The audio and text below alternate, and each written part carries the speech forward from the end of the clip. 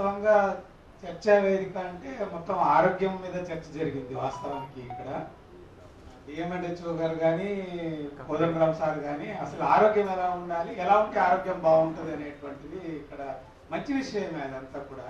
కానీ వాస్తవం ఏమిటంటే పివైఎల్ పిఓడబ్ల్యూగా ఈరోజు ప్రభుత్వాలు ప్రజల మీద ఎలాంటి ప్రయత్నం చేస్తున్నాయి, ప్రజలకు ఏ మేరకు వాళ్ళు వైద్యాన్ని అందించడానికి ప్రయత్నం చేస్తున్నారు, అది ఎంత అస్థిమశకాంతర దూరంలో ఉన్నది, ప్రజల యొక్క అంటే ఆరోగ్యం కోరుకునే వాళ్ళ యొక్క లేదా పేషెంట్ల యొక్క రోగుల యొక్క స్థితి ఏమిటి, ప్రభుత్వాలు ఏం చేస్తున్నాయి, ఇది ఈరోజు చర్చ జరగాల్సిన విషయం.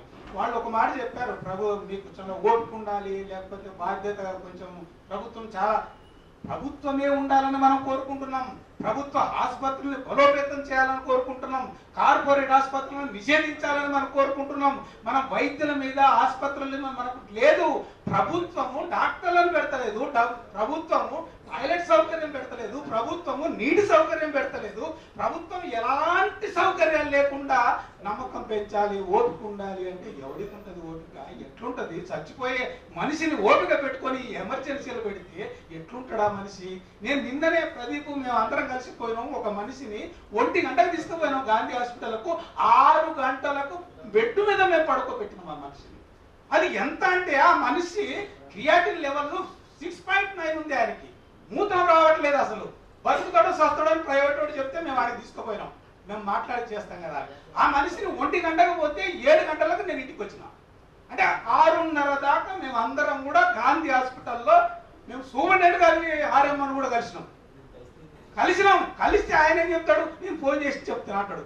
వాడు ఎవరికి చెప్పిండు, ఎవరు చేంజ్ చేసుకుంటాడు ఏమి తెలియదు. నేను అనేది నమ్మకం అనేటువంటిది ప్రభుత్వము ఎట్లా పెడుతుంది, ఏం చేస్తుంది. 12,000 కోట్లు కేటాయించింది, ఏ వస్తుంది దాని నుంచి? ఆరోగ్యశ్రీ అని గుండె బద్దలు మాట్లాడుతుంది, 3,000 కంటే ఎక్కువ ఇస్తలేదు ఈ రాష్ట్ర ప్రభుత్వం. ఎంత ఇవ్వాలి? పక్కున్నాడు 1,200 కోట్లు ఇచ్చిండు, 12,000 కోట్లు ఇచ్చిండు, వీడు 3,000 కోట్లు ఇచ్చిండు. మొత్తం ఇప్పుడు ఆయుష్మాన్ భారత్ అని మోడీ ఫోటోలు వేసుకునేందుకే ఒక 10,000 కోట్లు ఖర్చు పెట్టింటాడు. దీనికి ఎంత ఖర్చు పెట్టిండు? 3,000 కోట్లు ఖర్చు పెట్టిండు.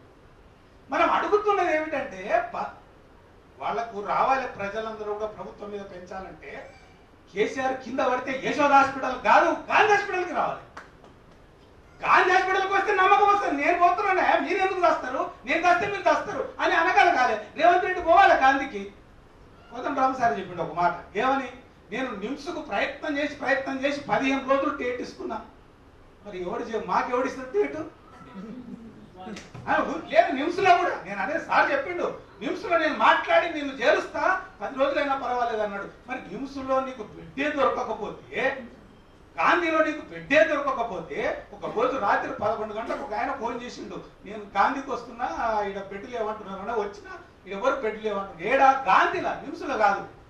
నేను అప్పటికప్పుడు రాజారావు గారికి సూపరింటెండెంట్ ఫోన్ చేస్తే ఆయన పడుతున్నాడు ఏమో తెలియదు, ఒక 15 నిమిషాల తర్వాత నాకు ఫోన్ చేస్తే నేను ఏం సార్ అంటే ఇట్లా సంగతి ఇట్లా అంటే, హే అట్టెట్లా అంటారు, నేను తీసుకుంటా అని చెప్పి ఆయన ఫోన్ చేసి, ఈలోపు ఆయన ఆడున్నాడు శంషాబాద్ పడున్నాడు అంబులెన్స్. అంటే నేను అనేది దాని పట్ల ఉండాలి, ఓపిక ఉండాలంటే ప్రభుత్వం దాని పట్ల చిత్తశుద్ధి ఉండాలి. వైద్యాన్ని అందించేటది ఇప్పుడు ప్రోటీన్ ఎంత తీసుకోవాలి, ఫుడ్ ఎంత తీసుకోవాలి, ఇది లేదు దేశంలో, దరిద్రం ఉన్నది. తినడానికి తిండే లేదు, పండే తింటలేడు, వాడు రోగం వస్తే తప్ప పండు తినని పరిస్థితి దేశంలో ఉంది. నువ్వు మంచిగా ప్రోటీన్స్ తినాలి, ఫుడ్ తినాలి, ఐటమ్స్ తినాలి, విటమిన్స్ ఇంత ఉండాలి, ఇన్ని ఉండాలి, అంతా నిజమేనాయా బాబు. కానీ ఎవడు ఇవ్వాలి అవి? నువ్వు ఉద్యోగం లేదు, వానికి సద్యోగం లేదు, తిండి లేదు, ఉపాధి లేదు, ఆహారం లేదు. దీని ముందు చెప్పే విషయం. అందుకని నేను అనేది ఏంటంటే, మనం ఉండేటువంటి విషయాలు ఒక విషయం అయితే ప్రభుత్వం ఎట్లాంటి బాధ్యత వహిస్తుంది అనేటువంటిది ఇక్కడ ముఖ్యమైనటువంటి విషయం. వాస్తవంగా విద్యా వైద్యం మొత్తం ఉచితంగా ఇవ్వాలి. ఇది రూలు, ఇది రాజ్యాంగంలో కూడా రాసుకున్నాం. మనం ఇచ్చేటటువంటి ప్రాథమిక హక్కుల భాగం ఇది. గవర్నమెంట్ స్కూల్లో చేరతలేడంటే వాడు యూకేజీ లేదు, ఎల్కేజీ లేదు, ఇంకో నర్సరీ లేదు, ఏడుంది? ప్రైవేట్లో ఉంది. వాడు పొద్దున 3 ఏళ్ళు కాగానే తీసుకుపోయి ప్రైవేట్లో వాడిస్తున్నాడు, వాడు 12 దాకా ఆంటీ చదివిస్తాడు. గవర్నమెంట్లో లేదు అది. మరి 1లో రావాలంటే వాడు యాడికెళ్ళి రావాలి. అంటే ప్రభుత్వము విద్యను అందించేటటువంటి బాధ్యతని, వైద్యాన్ని ఇచ్చేటటువంటి బాధ్యతని తీసుకోవట్లేదు. ఇంతకుముందు రమేష్ మన వాళ్ళు ఏ మిత్రులు చెప్పారు, మన శిరోమణి అక్కడ కూడా చెప్పింది నిజం. ఇది వాస్తవం. ప్రభుత్వాలకు ప్రజల పట్ల చిత్తశుద్ధి లేనటువంటి స్థితి ఉన్నది. ఇప్పుడు తీసుకుపోయి ఇప్పుడు రోగం వచ్చిన మనిషిని గాంధీకో నిమ్స్కో తీసుకుపోతే వాడు పెట్టేయడు. మా రవి ఉన్నాడు POL రాష్ట్ర బాధ్యుడు, పాపం స్ట్రోక్ వచ్చిందనే ఫీల్ అయితే యాడికి పోవాలి, గాంధీకి పోతే పలుకుతున్నా మాకు తెలియదు, తీసుకుంటాడో తీసుకోవడం తెలియదు. ఏఎంసీకి పోయినాం, ఆంధ్ర మహిళా సభకు పోయినాం. పోతే వాడు ఏమంటాడు, నువ్వు చేపిస్తావా నీ ఇష్టం, లేకపోతే నాకైతే తెలియదు. ఇప్పుడైతే ఆయనకి స్ట్రోక్ వచ్చింది, కథం నీ 10 నిమిషాల్లో సర్జరీ చేయాలి, చేయకపోతే కథమే అంటాడు. ఏం చేస్తాం మేము, ఆయనకు వచ్చింది తెలియదు, రాంది తెలియదు మాకు, నిజం అది. కానీ చేపించేసి పాపం జీవితాంతం మందులు పడాలి. ఇది గాంధీకి పోతే అవుతుండేనా, నిజం అది ఉందో లేదో అది వేరే సంగతి. కానీ ఇంత సీరియస్ గా ఉండేటటువంటి అత్యవసరమైనటువంటి పరిస్థితుల్లో ఉండే పేషెంట్లకి ఏ హాస్పిటల్ తీసుకుంటున్నాయి? అక్క చెప్పింది, డాక్టర్లు లేరు, నర్సులు లేరు, ఎవ్వరు లేరు. నేను నిన్న ఆ పేషెంట్ దూరం చేస్తే వాడు బాత్రూమ్ కూడా పెట్టినట్ట, బాత్రూమ్ అసలు మూత్రం పోయడానికి వెళ్ళి వాడు ఎట్లా అడ్మిట్ అయి ఉండాలో నిజంగా తెలియదు. క్యాన్సర్ హాస్పిటల్ కాకపోతే ముందర చూస్తే బాత్రూమ్స్ లేవు. మహిళలు ఎంత నరక యాతన పడుతున్నారంటే అర్థం కాదు. నువ్వు ఏ హాస్పిటల్ చూసినా, గాంధీ, నిమ్సే అంత పెద్దగా సూపర్ స్పెషాలిటీ హాస్పిటల్, టాయిలెట్ల సౌకర్యం లేదు. అసలు ఆడు ఉండేవాళ్ళు ఎక్కడ ఉండాలో తెలియదు, చెట్ల కింద ఉంటున్నారు. అవి విపరీతమైన దోమలు. నేను 20 ఏళ్ల కింద మా అన్నకు ఆపరేషన్ చేసినప్పుడు ఎట్టుండేనో ఇప్పుడు అట్లే ఉంది పరిస్థితి.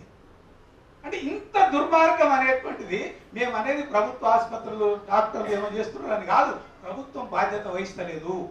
500 మంది డాక్టర్లు ఉంటే 10,000 మంది పేషెంట్లు వస్తే వాడు ఏం చూస్తాడు, ఎటుకేం చూస్తాడు?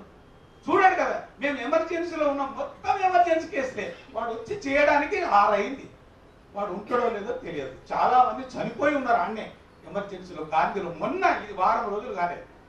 ఇంతటి సీరియస్ పరిస్థితుల్లో నిజంగా మిగతా సంఘాలన్నీ కూడా ఉన్నాయి, మిగతా రాష్ట్ర యువజన మహిళా సంఘాలన్నీ కూడా దీని మీద సీరియస్ గా ఆలోచన చేసి ప్రభుత్వంలో ఒక కనువిప్పు కలిగేటట్టుగా మీరందరూ కూడా ప్రయత్నం చేయాలని, మరో రూపంలో దీన్ని ఆందోళన అందరూ కలిసి యునైట్ గా అందరూ ఆలోచించి ఒక సమాలోచనగా ఈ ఉద్యమాన్ని ముందుకు తీసుకెళ్లేటట్టుగా, ప్రభుత్వాన్ని కదిలించేటట్టుగా మీరందరూ ప్రయత్నం చేయాలని చెప్పి తెలియజేస్తూ POL POW ధన్యవాదాలు.